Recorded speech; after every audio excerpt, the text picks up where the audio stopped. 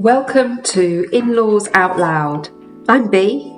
And I'm also Bea. She's Baljit. And she is Baljinder. So we are sisters-in-law. Through marriage. In Punjabi, it's known as kurmaniya. She's my kurmani. And you're my kurmani. Yeah. So my daughter is married to her son. And my son is married to her daughter. And through that, we got to know each other. We are family, but much more than that, we are friends. And we are here now to have a shared conversation with you. So we thought long and hard about what to make our first episode about. And we both came back to one thing: menopause, as we are both going through it. It touches every woman, but in our homes, no one ever spoke about it. Not our mums, not our aunties, no one. It was hidden away. I mean, my mum went through the menopause and never ever talked about it with anyone. This is why we have started this podcast, because we feel that there are a lot of things in Punjabi family culture that don't get talked about and just get brushed under the carpet. I think we're much more open now, and I think the thing that I'm recalling now is that growing up, obviously I didn't know what the menopause was, because back in the day it wasn't really spoken about, but like my mother never gave any indication that she was going through anything. She suffered in silence, and you know, through our conversations we think that that's basically what all our mothers did. Yeah, you may have noticed the odd time when they were really, really hot, but actually it was really, really cold. Yeah. But no one ever spoke about it. No one ever spoke about the remedies that they used, which is really interesting. Is that the natural remedies? Yeah, that's right. And we turn to them now because there is a lot more about them. But they obviously must have been talking to other women within their inner circles about them, and these kind of things were passed from generation to generation. So there is no word in Punjabi for menopause, but I do remember when I was younger, my mum referring to it as garmi chad gaya, i.e., hot flushes, maybe something like that. Yeah, I remember that too. It seems your mum was explaining or describing the symptom of menopause and not the actual word menopause itself. One of the things my mum used to say was khoon sukh gaya, meaning that the blood had dried up, so she wasn't getting her periods anymore. I don't actually know the word for menopause, do you? No, I wonder if any of our listeners know. It'd be great to hear from you, or you may have phrases that you've heard people use as well, because I think generally my take on this is that there was no one word. It was talked around, so therefore there's no name given to it directly. Certainly from when my mum would have been younger and she would have gone through it, I guess. I just imagine that it was just talked about in private, because it's not really seen as a illness, if I recall. It's something that they obviously didn't want to talk about openly or felt embarrassed talking about, speaking about it. I think some of our younger listeners might actually find our insights helpful. Their mothers may be going through it. I also think there is something about knowing our history and the challenges that our mothers and their mothers went through is really helpful in understanding why menopause is such a taboo subject. We call it silence in the house. Things are not discussed. I guess that they're not necessarily brushed under the carpet, no. But it's just not spoken about. Spoken about, yeah. I mean, periods. I couldn't talk to my mum about having my period. I didn't get my period until I was doing my O-levels. And I still remember coming home at lunchtime, because we weren't allowed to have school dinners. We always had to come home and have roti, what have you. And going to the bathroom before I went back to school, and I had a visitor. And I remember thinking, even I thought, oh, God, here we go. So I went downstairs to my mum and said, Mum, I didn't even know if she knew what a period was, because we'd never talked about it. So I said, Mum, I've got my period. And she looked like I told her that I was expecting twins or something, because she looked horrified. Because for Indian parents, as soon as the girl got her periods, that was something else to worry about now. That, she could get into a relationship with somebody, or she could get pregnant. So something else for the parent to worry about. And I remember she gave me, obviously, the pads that she used, which were the old Dr. White's with the hoops on the ends, which used to be worn with the belt. But she never used to get the belt. And I think we talked about it earlier, and you said, was she getting them from a clinic or? Yeah, I mean, I would not even know. I wouldn't know where my mum would have got them from because we never even spoke about it. So that's why I thought, like you went to a clinic, I wouldn't have known you go to a pharmacy. I never saw my mum go to a pharmacy. No. So for that, she went for medicine. But yeah, and my recollections of going to the pharmacy for medicine was, I'd be going there interpret for my mother. Yeah. So I have no idea how they sourced their products. No. But she pulled one out for me, pulled one out of the bag and said, here you go. And I remember looking at it thinking, oh my goodness, I'm going to have to go to school with a pillow between my legs because it was so big and so thick. And luckily my elder sister, she was married then and her husband hadn't come over from India yet. And I said to her, Benji, when she came back from work, I said, Benji, I started my period today. And she said, oh my God, have you got pads? Do you need anything, etc.? And I said, Mum gave me this. And she said, yeah, that's what I use as well. And I thought, oh, goodness me. Because I used to see on the TV ad, no, not on the TV ads because they weren't advertising them then. But you'd see adverts on bus stops or on the walls for Always was a new one, I think, that had come out then. So Dr. White's had the monopoly back then, but then all these new products were coming out and they had the sticky back on them. And I remember not going to my mum because she'd say, well, what's wrong with these pads? Just saying to Dad, I need some money, I need to go and get something. Because we never got pocket money. We weren't allowed to have pocket money. It just wasn't the done thing. If you needed anything, you asked for it. And I said, Dad, I need some money. And I'd already checked on my way home from school. There was a pharmacy on the way home from school. I'd stopped there to see how much they were going to cost. And I think they were about 50p or something. And asking him for 50p. And for some reason, Dad didn't even ask me what I needed the money for. He just said, my wallet's over there, help yourself. And I remember running back, telling Mum I'm going to the chemist, I need to get something, and getting a packet of those Always sticky back ones. And luckily for my younger sister, she had me because when she got hers, and I don't know why, but she got hers earlier. She was 13, I was 16. We seem to, I don't know whether it's true about women synchronising when they get their periods. I mean, my girls live miles apart, and yet they still get theirs at the same time. My two daughters. And we do that when we're in the office. You find that people around you have sort of synchronised to your time of the month. I think there is something in it. There's definitely something in there. And I remember thinking, I can't wear those pads. It was different. It was different for sure. It was. And again, like you, I mean, I don't know about you just didn't talk about it. No, we didn't talk about it again. Mum never ever talked about it again. She'd ask me, do you have any pads? Do you need pads or whatever? And I'd just ask her for the money for them and get the ones I wanted. But it was we never talked about the pain, what sort of periods we were getting, were they heavy, were they light? It just was never discussed. So thinking back to the kind of foods or remedies my mum used, and of course to our listeners, what I would say is none of this really replaces proper medical advice. This is just me thinking back and remembering some of the medicines. And Sis, you'll perhaps also recall some of these you said had Ayurvedic properties. Yeah. But the kind of things I remember is saunf and mishri water.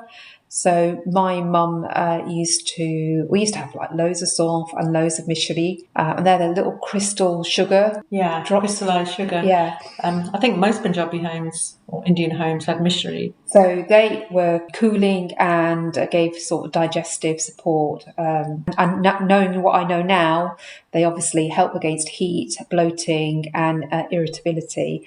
But I really like saunf. Is my favourite herbal remedy. Yeah, I love saunf in tea. Yeah, it has to be in my tea. I'm with you, my favourite. I think the saying is it keeps the stomach calm, so the mind stays calm as well. Yeah. So, yeah, that's one of the ones I definitely recall. And then til, so sesame seeds, yes, in moderation because they can be quite warming. They're really good for strength, joints, bones. Oh my gosh, the aches and pains that you get. You have no reason to suspect where these aches and pains come. They just come out of nowhere. So definitely sesame seeds. But I know some people talk about like laddu. Yeah, til da laddu. Yeah. I'm guessing it's in, so it's not just the sesame seeds on their own. It's in a mixture of ingredients, like when we make a banjiri or a binni, we put other nuts and bolts into that laddu. So you'd add things like almonds, everything in moderation, really, because, like I say, our natural remedies are all from sort of Ayurvedic remedies. So they usually recommend things that are warming, but not too much of that warming ingredient. Or I guess cooling, which is the opposite. Yeah, so you're putting a bit of both in, really. The thing with dill and sesame is that scientifically, actually, they are high in protein, magnesium, zinc. These are all in the supplements that I take for my menopause. They are really good, and they have healthy fats in them as well. So there's definitely something in that one. Yeah, definitely. One of the things that I remember my mum started to eat a little bit of was sund, which is dry ginger powder. And the benefits you get from that are they help with bloating, gas, and digestion. May also help reduce joint pain and stiffness. But the warming effect can feel good if you have body aches or chills, and it can help with mild inflammation. But like I say, everything in moderation. And ajwain. So ajwain in warm water or with water. I remember being given it as a child. So a teaspoon of ajwain with water, and then for stomach aches and things like that. But during perimenopause and menopause, it's really good for digestion and cramps, feeling heavy, that horrible feeling where you feel like you've got the weight of the world all around you. But again, it's one of those ones that you really use sparingly. Yeah, definitely. And also, these are remedies that we know that we've used ourselves as well. Not only our mothers use them, but, everything. If you're on any particular medications, blood thinners, BP meds, or etc., please do check with your doctor before you take anything that we've talked about here, because obviously we're not medical practitioners, we're just speaking from experience. And absolutely. Coconut and makhane and milk together. Now, I've never had that as a drink. But I do understand it's really cooling. It helps in sleep issues as well. Yeah, makhana, that is something that puffs up, doesn't it, when you fry it? Yeah. What's the English word for it? Lotus seeds. So yeah, they're very good for you. And coconut in itself is cooling. I don't think it's necessarily just for menopause conditions, but generally we know it's good for hydration. And other than that, I guess I'm not sure if it has any other benefits, but I really do like coconut. It's one of the things as a Punjabi. We're brought up with coconut for loads of different celebrations and reasons for having coconut. Yep, tutti in Punjabi we call it. Makhana, we go back to makhana, that's quite cooling. So that's something that we put in a pinni or panjiri. It's amazing how we can manage symptoms just by eating the right foods. What would you say to avoid during menopause? So definitely one I don't like is fried food, because that really, it just sits heavy on you, it repeats, gives you heartburn. I don't really cook or fry anything or deep fat fry anything. I haven't done so for years. But interestingly, I'm not also a air fryer user yet, so I know that can be a replacement for that. Chilies, red chilies especially, black pepper, what we call kali mirch, and almonds. I do remember that being talked about almonds being garam hundia. In excess, I think everything can be bad for you, but almonds definitely are. They can worsen hot flashes, and walnuts are another one to eat in moderation. I guess caffeine, like tea and coffee. Tea and coffee. My mum would never ever really have had coffee, so it would have been tea for her. And we used to drink a lot of tea when we were younger. So alcohol is one. I'm not sure if it gets a mention in something to avoid during menopause, but it's something to cut back on, definitely, because it's heating you up, isn't it, on the inside? When you've had a drink, you suddenly feel, Yeah, well, it affects everything, doesn't it? Yeah. It might be okay in the moment, but, at night time, then it just makes your hot flushes, cold sweats even worse. And I guess it just means that, when you're supposed to be resting and recuperating at night, you're not, because the alcohol is doing its business on you. Absolutely, yeah. Your body's trying to deal with that excess heat. So, these are the sort of things to avoid. Cheese, cream, High fat and processed dairy can worsen inflammation. Lots of things we need to be careful of when we're eating during menopause. Salty and processed foods are something to avoid. Pickles, butter, ready-made sauces. So many things to... I mean, I think a lot of people take care about what they're putting in their bodies anyway these days, because we've become a generation of people who can... Well, for one thing, we can read and write, so we can read what's in a product. It was difficult and different for our parents, for our mothers. So they just went with what they would have eaten back home. Yeah. You know, my mum, I can't even remember my mum having ketchup, not even with Bulgaria samosas. She wouldn't have ketchup. No. These were things they'd avoid anyway. So one of the things I do remember is, when you can't sleep at night, is like haldi. Yeah, turmeric milk. Yeah. We already know that it's really good for inflammation. Yeah. And it helps with sleep and pain and restlessness that your body goes through during menopause. So I thinking back, I think that would have been something that my mum would have definitely used, because she used it with us when we were children. Yeah. But it's not something you can have that often. It's like everything, we said in moderation. So we've talked a little bit about some of the most common symptoms, but I thought it'd be really good for us to talk about our own experiences of going through perimenopause and menopause. Shall I start? I don't think I went through perimenopause, but I'll let you start and then we can pick that up. So I think for me, it is probably been about 7 years now. Initially, I would not actually have had a clue that I was going through perimenopause. I would have thought my conditions, or symptoms rather, were to do with a variety of other things and life generally.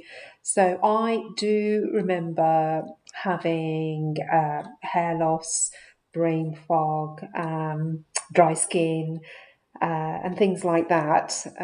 One of the most impactful things on me is my sleepless nights and hot flushes at night in particular, still having them, and being really quite shocked at how severe they can be and how long lasting they can be. I also did develop allergies, so dust and just anything really, just waking up in the morning, and sort of an allergic reaction to waking up in the morning and starting my day. The consequence of that, I almost take an antihistamine every day. And one of the funnier things, side effects of this sort of allergy, is that I can't have a second glass of wine because my nose will start streaming, my nose will start running, my eyes will start streaming, and I'm not being emotional. It's just I got no control over it, so I have to take an antihistamine. I don't know if you've noticed that yes, about me. I do find when you're on your second glass, you start to look a bit tearful. Yeah. And I think, she's getting all emotional. What we're talking about is really affecting her. But it's an allergy. It's not that. And then I sneeze a lot. I'm not talking about the odd sneeze. I'm talking like 6-7 times. Take a breath and then I carry on sneezing. So I have these allergies. And then another funny one is I developed this nausea or this aversion to any kind of male aftershave. Stop right there. Yeah. Any kind of male? Yes. No, any kind of male. Yeah. I'd get into the car with my husband and he would be, we were going out and I'd be like, why did you put that aftershave on? Oh my God, I feel sick. And then we'd drive 2 minutes down the road and he'd have to stop the car and I'd have to get out because I need fresh air. And it got so bad that he stopped wearing aftershave. And then it's almost like pregnancy symptoms. A little bit. Maybe there was something there. And then there were times when I'd be like, why did you put that aftershave on? It's so strong. And he'd look at me and it's just deodorant. And it wasn't anything strong at all, but I was really sensitive to it. I think one of my other really scary recollections of menopause, I've had this for a little while now, but a few years back, I was at work and I'd had a gap between my periods, and then I felt really, really unwell, and I had a very heavy bleed or a flood, and really scared the living daylights out of me to the point that we had to go and visit A&E. But I didn't learn until afterwards that this kind of thing does and can happen. So some funny symptoms, and then some really quite scary. Yeah, very scary. How about you, sis? See, for me it was different because I didn't naturally go into my menopause years. I was pushed. because as a young girl and during my youth, I always had really heavy periods. And by the time I'd had all 4 children, they were grown up. After my eldest got married, my doctor suggested a hysterectomy because he said, you can't continue like this. They were debilitating. I'd be bedbound for weeks because they were so bad. Oh my gosh. And I was lucky actually because the job I was doing, I was using a laptop, and my boss was very understanding. He was a guy, he was male, but he was very understanding, and I would work from home, literally from my bed, for weeks on end. So I was offered a hysterectomy, and I went in for a hysterectomy in 2013. I still remember, it was 24th of December 2013. And they didn't give me a hysterectomy. They did an oophorectomy. So they just took my ovaries but left the womb. And obviously without the ovaries now, my period stopped instantly. So I was pushed into menopause overnight. Christmas Day, I was in menopause, basically. Yeah. My symptoms were obviously pushed on me. So I didn't have some of the symptoms you have. I didn't have the streaming eyes and the having to take an antihistamine or anything like that.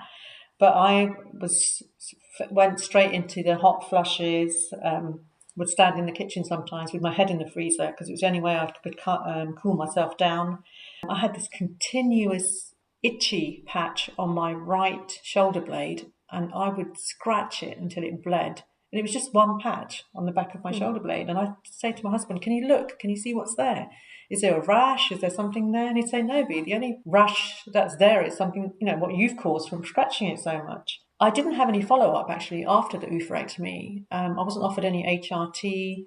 I wasn't given a follow-up appointment. And I remember going to the doctors because I was just, my body was all over the place. I was hot one minute, cold the next, not sleeping. And I went to see my GP. And it was, I find it funny. She just said, I think you're depressed. I think I'm going to prescribe you some antidepressants. And I said, no, I'm not depressed. In fact, I'm actually quite a bubbly, happy person. I'm not depressed. I think you need antidepressants. That is a symptom of going into menopause, and you've been pushed into it. So I think you need to take the antidepressants. And I remember just saying, I don't need antidepressants.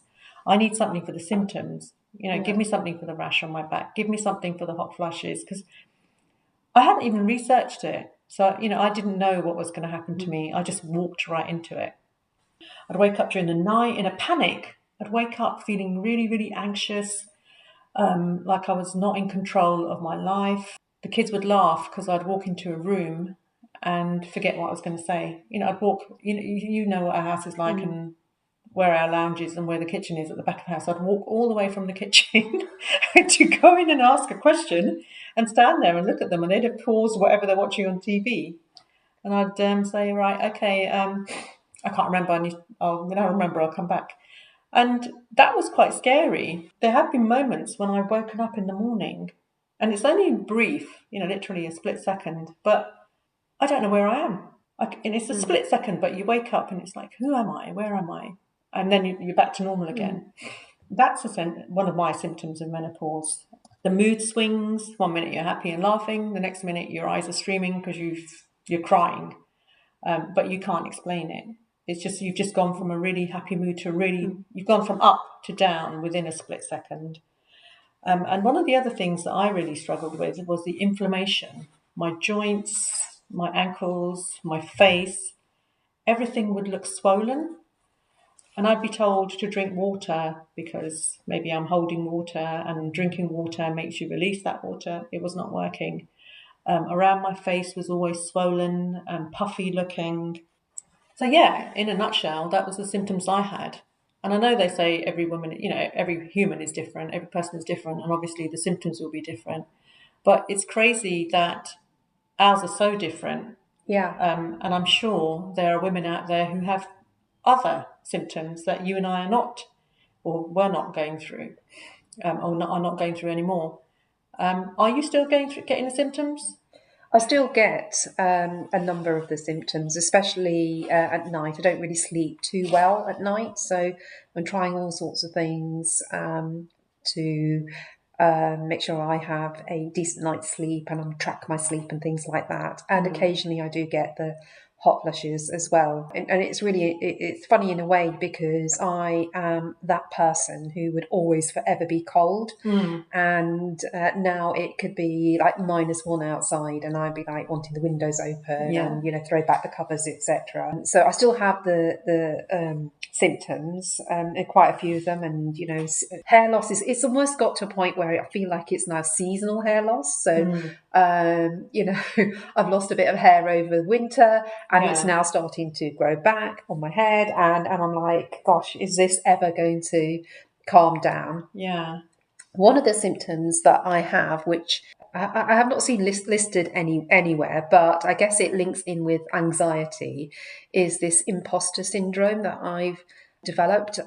So I'm usually quite a confident person, quietly confident, but there have been times in the last few years where I've sat in meetings or meeting up with people, being involved in decision-making processes and conferences and things, and I'm sitting there thinking, why am I here? They're going to know that I shouldn't be here. I'm not really good enough. And, you know, I know what I'm talking about, but nobody's listening to me. That means that then, you know, they're not taking me seriously.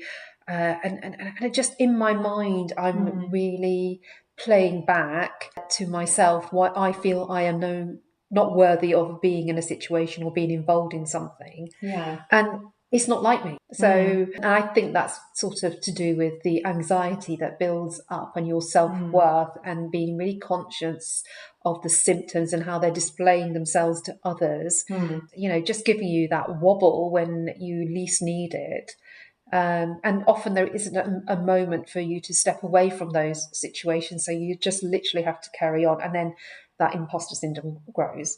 But yeah, I think for me, that's been one of my sort of inner symptoms, is that little inner voice that sort of makes me question my worth. I can relate to that. I think I've come out of that time in my life, although I do still sometimes wake up at night, you know, having a hot flush, feeling the need to open a window. It could be midwinter, like you say, -1, -10 degrees outside or whatever, and I've got the window open wide, and you know, husband next to me is saying, you know, what on earth are you doing? It's freezing. Whereas I'm hot, you know, dripping with sweat, and waking up and not dreaming anything, but waking up feeling really anxious. Whereas I've got nothing to worry about, and it's just how your body and your mind are trying to deal with so much that's going on with it. It'd be interesting to hear how many of you have dealt with the menopause, what symptoms you've had. Can you relate to what myself and Sis have just talked about? Or, you know, have you had symptoms that are completely different to what we've been through? Let us know. We'd be interested to hear. Let's talk about how our mothers as immigrants went through menopause without help. I don't think it's about immigrants. I personally had resources readily available and didn't get the help I needed. And I'm an educated woman, fluent in English. Our mothers came to Britain in the 60s and 70s, working in factories, looking after children, trying to survive in a country where they did not know the language. And on top of that, they went through the menopause without any help. No leaflets, no HRT, and no GP explaining what was happening. And how could they explain to the doctor when they barely had the words in English, let alone in Punjabi? Yeah, so they carried it in silence. You're right, sis. Basically, in Punjabi families and in many other cultures, a woman's value is really tightly linked to her ability to have children, look after others, and to run a household. Yeah, exactly that. So when Punjabi women struggled, it wasn't called anxiety, depression, or hormonal change. It was called weakness or irritability, and she's changed, or she's really difficult now. You're so right. A woman didn't have brain fog, she was forgetful. She didn't have rage from her hormones, she had a bad temper. Because once symptoms become personality flaws, you just stop talking about them, don't you? I guess so. Silence feels a lot safer than being judged or dismissed or ridiculed. It became another thing you just get through, like childbirth, grief, and marriage. I guess from our mothers then, is that resilience is the reason why we are here today. But it came at a cost. They were never allowed to crumble. And for us, unfortunately, the cost was that they didn't speak to us about these things. And therefore, I think for you and me, sis, we are not prepared for the early years of our menopause. But hopefully we can rectify that through this conversation. Definitely. That's why we're here.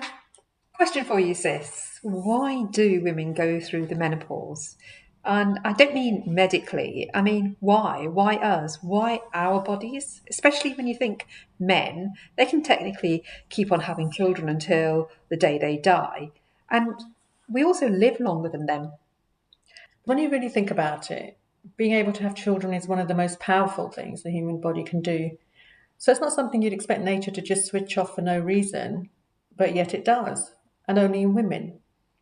My son-in-law sent me a podcast by Roy Casagrande called Masculinity, and it really reframed this for me. Not in a fluffy Instagram way, but looking at human civilization and biology, right back to when societies first formed. What he said was this: menopause isn't a failure of the body, it's actually a promotion, and it's a deliberate one. That really makes sense to me because if you look across history and across cultures, older women aren't invisible. They were the matriarchs.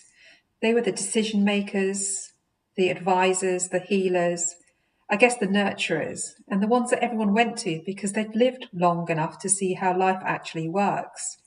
So menopause wasn't the end of something, it was the start of a different role, maybe moving from producing life to protecting it, guiding it, shaping it. Women stop having children not because they're no longer useful, but because their value changes. So their energy and wisdom gets redirected. We're not just put on this earth to bear children, you know. And it also explains why women live longer.